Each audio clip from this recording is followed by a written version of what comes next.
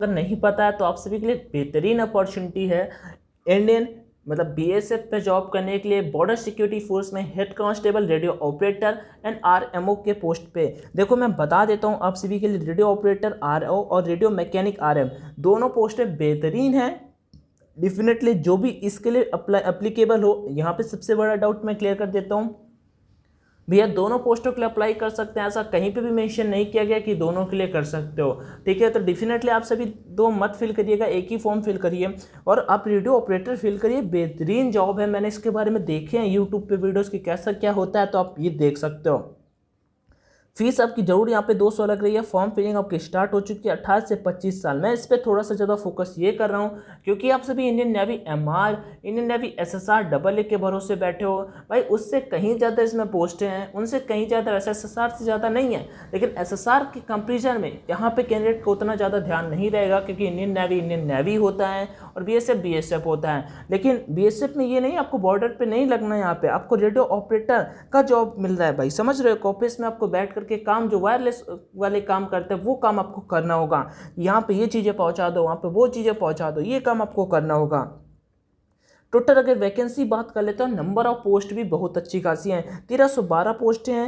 Head constable radio operator के लिए 982 यहाँ पे पोस्ट देख सकते हो आप सभी, और उसके बाद अगर हेड कांस्टेबल रेडियो मैकेनिक के लिए 330 पोस्टें होने वाली हैं। अगर मैं एग्जाम आप सबसे कम जो एलिजिबिलिटी है वो बताता हूँ, आपको 10+2 पास होना चाहिए पीसीएम से, बस। बाकी अगर आप हाई स्कूल पास हैं आईटीआई से तो भी आप फॉर्म को फिल कर पाएंगे। आगे बढ़ते हैं, यहाँ पे मैं आपको यहाँ पे सिलेबस बताने वाला हूँ कि इसका सिलेबस क्या आएगा, पेपर का पैटर्न क्या होगा। सिलेबस बताने वाला हूँ कि यहाँ पे इसका मतलब पेपर का पैटर्न, एग्जाम का पैटर्न क्या होगा और एग्जाम आपका कब होने वाला है। क्योंकि इंडियन नेवी का, इंडियन कोस्ट गार्ड का और बीएसएफ का एग्जाम आपका एक ही टाइम जाके लग रहा है, वो एग्जाम आपका नवंबर मंथ में लगने वाला है। तो वही चीज़ें कब होगा इसका भी एग्जाम, वो चीज़ें क्लियर कर देंगे। चैनल पे फर्स्ट टाइम विजिट किया हो तो सब्सक्राइब कर लीजिएगा। कोई डाउट, कोई क्वेरी आ रही है तो कमेंट सेक्शन में आप सभी आस्क कर सकते हो। फिजिकल स्टैंडर्ड की भी बात आप सभी का मैं क्लियर कर देता हूँ। हाइट आपका 168 सेंटीमीटर अगर मेल है तो, और चेस्ट आपका 80 to 85 सेंटीमीटर होना चाहिए। डिफिकल्ट नहीं, 168 एंड 170 में बहुत अंतर हो जाता है, 170 और 168 भाई सिंपल सी बात है, 2 सेंटीमीटर का अंतर है। लेकिन बहुत कैंडिडेट इस वाले रेंज में आपको फिट मिलेंगे, लेकिन यहाँ तक पहुँचने में थोड़ा सा डिफिकल्ट हो जाता है, तो ये बात भी अच्छी है। फीमेल लिए भी यहाँ पे पोस्ट हैं, उनके बारे में भी यहाँ पे बात करेंगे। कैटेगरी के वाइज यहाँ पे वैसे ओबीसी के लिए पोस्ट नहीं है। कैंडिडेट का डाउट आ रहा था भैया ओबीसी, आई थिंक आप सभी इन्हीं कैटेगरी वालों में से फाइट करने वाले हो। चलो आगे बढ़ते हैं, नोटिफिकेशन डाउनलोड करके आपको बता देते हैं। वैसे इसका फॉर्म फिलिंग स्टार्ट हो चुका है, तो डेफिनेटली आप सभी ऐसा करिएगा किसका फॉर्म फिल कर दीजिएगा। चलो यहाँ पे बात करते हैं फॉर्म फिलिंग आप। और देखो सबसे अच्छी बात क्या, सैलरी देख रहे हो भाई, सैलरी देख रहे हो 10-5 हज़ार नहीं, सीधा 25,000 से आपका स्टार्टिंग होगा। Level 20 head constable radio mechanic का और जो रेडियो ऑपरेटर दोनों का यहाँ पे बात किया गया 25,500 से स्टार्टिंग होगा, और जो सैलरी आपका 81,100 रुपीज़ तक जाने वाला है। अदर अलाउंसेस भी यहाँ पे आपको मिलेंगे, अदर अलाउंसेस भी मिलेंगे भाई। अगर अच्छे से तैयारी करोगे ना तो बेहतरीन है आप सभी के लिए, हर एक चीज़ वो अवेलेबल कराई जाएगी जो चीज़ें मैं करा सकता हूँ। बाकी वैकेंसीज की बात करते हैं तो कैटेगरी वाइज भी डिवाइड है, आप इसके चक्कर में मत पड़िएगा, इसे आप इग्नोर मारो। क्योंकि आपको यहाँ पे अगर ये लगा कि आप कैटेगरी से आपकी कैटेगरी की कम है तो आप डिमोटिवेट हो गए। भाई आपको एक पोस्ट चाहिए, 1300 पोस्टें हैं आपकी। अगर रेडियो के लिए करोगे तो आपको 950 लगभग पोस्टें हैं, 950 लगभग पोस्टें हैं। आगे बढ़ते हैं, और भी चीज़ें जो हैं देखो। अब यहाँ पे सबसे बड़ी बात क्या है, रिक्रूटमेंट डेट, एग्जाम डेट की बात बता देते हैं। फर्स्ट फेज आपका रिटन टेस्ट होगा, ओएमआर बेस्ड आपका ऑफलाइन पेपर होगा। कल के एक वीडियो में कैंडिडेट का कमेंट था मेन चैनल पे, भैया ये बता दीजिए कि ये जो पेपर होने वाला है इसका मतलब बीएसएफ कराएगा कि एसएससी कराएगा। भाई एसएससी जितने भी एग्जाम्स कराता है ना वो ऑफलाइन नहीं कराता, सारे के सारे एग्जाम ऑनलाइन कराता है। तो आई थिंक ये बीएसएफ ही आपका पेपर कंडक्ट कराएगा। रिटन टेस्ट की बात कर लेते हैं, 20 नवंबर 2022 संडे को पेपर कंडक्ट कराया जाएगा। और वहीं पे देखो यहाँ पे इंडियन नेवी का भी पेपर आपका कब है, इंडियन नेवी का तो खैर पेपर आपका अक्टूबर में है, लेकिन आपका इसका इंडियन कोस्ट गार्ड का पेपर इससे बिल्कुल कर जाएगा जाके। लेकिन कोई दिक्कत वाली बात नहीं है, दोनों का आसपास ही पेपर लगेगा। अगर आप अच्छे से तैयारी 2.5-3 महीने करते हो तो दोनों में से किसी न किसी जॉब में आपका सिलेक्शन पक्का होने वाला है।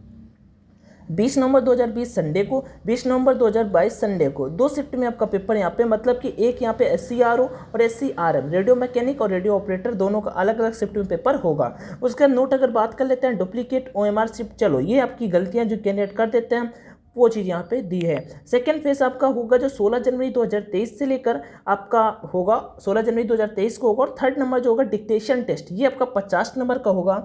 पैराग्राफ टेस्ट होता है, पैराग्राफ रीडिंग टेस्ट होता है। ये मतलब मुझे इतना डिफिकल्ट नहीं लगा, मैंने देखा था, बाकी कोई दिक्कत नहीं, अच्छे से ये भी बता देंगे कैसे क्या टेस्ट होता है ये वाला। थर्ड फेज आपका जो होगा 15 फरवरी 2023 को होगा, जो आपका डिटेल्ड मेडिकल एग्जामिनेशन होगा। कैसे क्या मेडिकल होता है एवरीथिंग ये भी आप सभी के साथ में शेयर किया जाएगा। ऑफिशियली हम शेयर कर देंगे कि कैसे क्या यहाँ पे चीज़ों को चेक किया जाता है। अगर फाइनल रिजल्ट की बात कर लेते हैं तो 250 मार्क में आपका फाइनल रिजल्ट बनेगा।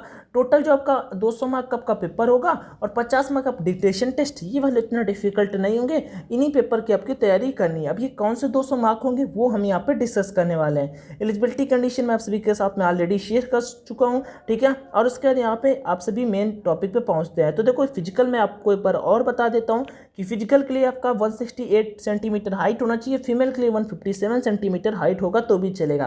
चेस्ट 80 सेंटीमीटर, 5 सेंटीमीटर बाइसेप आपको एक्सपेंड करना होगा, जबकि फीमेल के लिए ये चीज़ यहाँ पे नहीं होती है। वेट अगर आपके हाइट के अकॉर्डिंग होता है, जितना आपका हाइट होता है उतना आपका वेट होता है, ठीक है। वहीं अगर आगे बढ़ते हैं, AWS वालों के लिए बोला गया कि AWS सर्टिफिकेट जिनके पास है उनको क्या क्या होना चाहिए वो चीज़ यहाँ पे हमसे मेंशन की गई है। चलिए आगे बढ़ते हैं। क्या क्या डॉक्यूमेंट चाहिए होते हैं एलिजिबिलिटी फॉर एक्स सर्विसमैन, तो वो तो आप हो नहीं। और भी चीज़ें हैं जो फर्स्ट फेज, अब यहाँ पे रिटन एग्जामिनेशन आप सभी के सामने आ चुका होगा, तो मैं इसके बारे में यहाँ पे चीज़ों को अच्छे से डिस्कस कर लेता हूँ।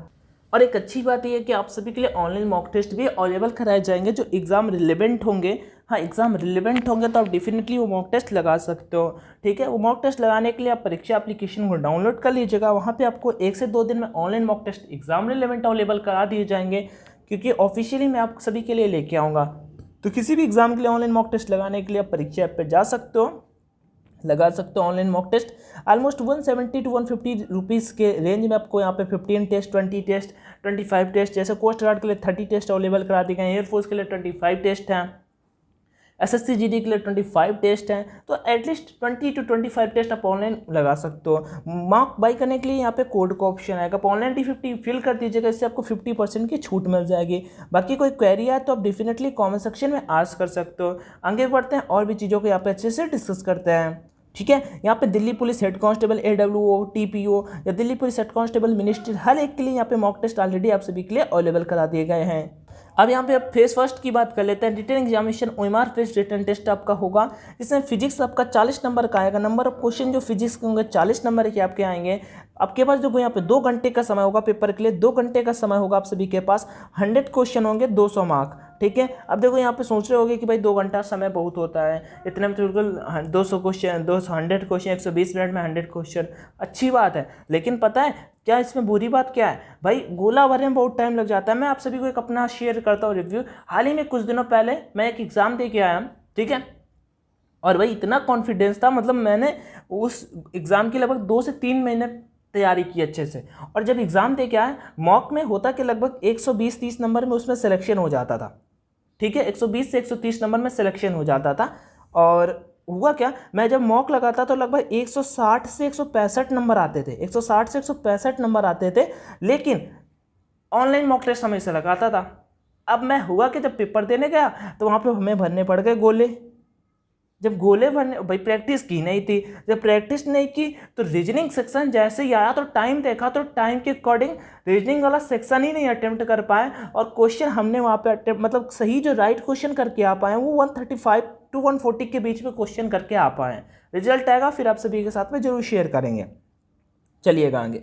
फिजिक्स की अगर बात करते हैं यहाँ पे तो 40 क्वेश्चन आएंगे, 80 मार्क का। मेन रोल आपका इस पेपर में फिजिक्स ही प्ले करने वाला है। फिजिक्स ही प्ले करने वाला, किस लेवल का फिजिक्स आता है वो तो मैं आप सभी को इसका ऑफिशियल पेपर जब शेयर करूंगा तब आप देख लीजिएगा किस लेवल का फिजिक्स आएगा, ठीक है। उसके बाद अगर पार्ट सेकंड मैथमेटिक्स की बात कर लेते हैं, 20 क्वेश्चन आएंगे 40 मार्क्स के। उसके बाद अगर केमिस्ट्री की बात कर लेते हैं, 20 क्वेश्चन आएंगे 40 मार्क्स के।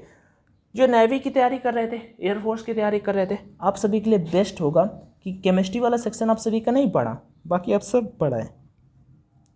3 सेक्शन में आप स्ट्रांग हो, देख सकते हो। आगे बढ़ते हैं। तो हो गया केमिस्ट्री का।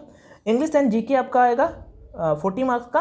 हाँ, और ये इंग्लिश वाला यहाँ पे 10 क्वेश्चन इंग्लिश के होंगे, 10 क्वेश्चन जीके के होंगे। जीके के यहाँ पे टॉपिक्स भी मेंशन कर रखे हैं, current affair, history, geography and general knowledge, general science, ये यहाँ पे आएंगे टॉपिक्स। नेगेटिव मार्किंग आपकी होगी पेपर में 0.25 की। There will be OMR based, मतलब पेपर होगा OMR objective type with multiple choice question. Okay sir, पास होने के लिए यहाँ पे आपको जनरल और OBC और EWS एंट्री के लिए 30% 38% मार्क्स लाने जरूरी होंगे।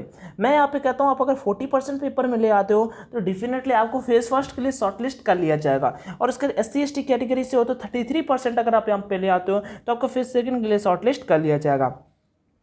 PET PST में ऑलरेडी शेयर कर चुका हूँ। फिजिकल इफिशियंसी टेस्ट में आपको 1.6 किलोमीटर का रन करना होगा, 6.5 मिनट का आपके पास टाइम होगा। अगर वुमेन कोई देख रही है तो मैम आपको 800 मीटर रन करना होगा, 4 मिनट का आपके पास टाइम होगा। लॉन्ग जंप की बात कर लेते हैं, 13 फीट आपको यहाँ पे 3 चांस दिए जाएंगे, 11 फीट आपको जंप करना होगा, फीमेल को 9 फीट यहाँ पे जंप करना होगा। हाई जंप 3.5 फीट होगा, 3 चांस मिलेंगे, और ये इतना डिफिकल्ट नहीं है, आप सभी कर लोगे। 3 फीट फीमेल के लिए भी है, 3 चांस यहाँ पे आपको मिलने वाले हैं। आगे बढ़ते हैं, वेरिफिकेशन ऑफ ओरिजिनल डॉक्यूमेंट, ये आपका फेज सेकंड के एग्जाम पे डॉक्यूमेंट जो चेक किए जाएंगे उसके बारे में आप पे दे रखा है। डिक्टेशन टेस्ट जो होगा आपका मिनिमम 100 वर्ड्स का होगा, इन इंग्लिश साइड तो मिनिमम 100 वर्ड होंगे, 50 मार्क्स आपको मिलेंगे। ये केवल क्वालिफाइंग होगा, अगर 30% 33% जनरल कैटेगरी वाला 38% उसमें नंबर ले आता है और 33% तो पास होगी। इसके वजह से यहाँ पे अच्छा ठीक है आगे बढ़ते हैं। Third phase medical examination, detailed medical examination होगा, तो ये चीज़ें यहाँ पे हो गई। अभी आप सभी का कोई डाउट आ रहा होगा, यहाँ पे आइस के बारे में मेंशन कर रखा है, अभी आप सभी का कोई डाउट आ रहा हो तो आप मुझसे जरूर कमेंट सेक्शन में आस्क कर सकते हो। रिक्रूटमेंट सेंटर्स की अगर बात कर लेते हैं तो इनके आई थिंक जो पेपर होंगे वो भी यहाँ पे मेंशन कर रखा है। श्रीनगर, जम्मू, जालंधर, जोधपुर, गांधीनगर, कलकत्ता और कदमतला ऐसा कुछ है, सॉरी आप सभी यहाँ से बिलोंग करते हो। चलो नॉर्थ बंगाल पे है, दार्जिलिंग वगैरह पे है, मतलब पश्चिम बंगाल वाले एरिया पे ये होने वाला है। गुवाहाटी, अगरतला, भिलाई, दिल्ली, बेंगलोर, इंदौर और टक्कनपुर, हजारीबाग, और उसके बाद यहाँ पे हरियाणा का एक एरिया दे रखा है। तो यहाँ पे ये BSF के सेंटर्स हैं, यहीं पे आपका एग्ज़ाम होगा, यहीं पे आपका फिजिकल होगा। देख लीजिएगा, मुझे हर एक स्टेट का तो मिल गया, आपको हर एक किसी भी स्टेट का बाहर नहीं जाना पड़ेगा। वैसे 15-16 ही सेंटर दे रखे हैं तो फिर जाना जरूर पड़ सकता है, लेकिन यूपी, बिहार, हरियाणा, राजस्थान वाले कैंडिडेट को नहीं जाना पड़ेगा, जहाँ से ज़्यादा कैंडिडेट होते हैं। बाकी कोई टेंशन मत लीजिए, MP वाला यूपी में आ जाओगे भाई, कोई दिक्कत नहीं। यहाँ ठीक है, आगे बढ़ते हैं यहाँ पे। और भी जो चीज़ें हैं, तो मेन जो चीज़ें थी आई थिंक आप सभी को समझ में आ गए होंगी कि सिलेबस क्या होगा, एग्जाम पैटर्न क्या होगा, पेपर कब होगा। आप सभी को अभी भी कोई डाउट आ रहा हो तो कमेंट सेक्शन में आस्क करिएगा, रिप्लाई कर देंगे। बाकी वीडियो देखने के लिए thank you so much. Video को अपने दोस्तों के साथ में शेयर करिए, चैनल पे फर्स्ट टाइम विजिट किया तो सब्सक्राइब करिए, खुद का ध्यान रखिए। टेक केयर एवरीवन, जय Hind and all the best. Channel को सब्सक्राइब जरूर कर लीजिएगा।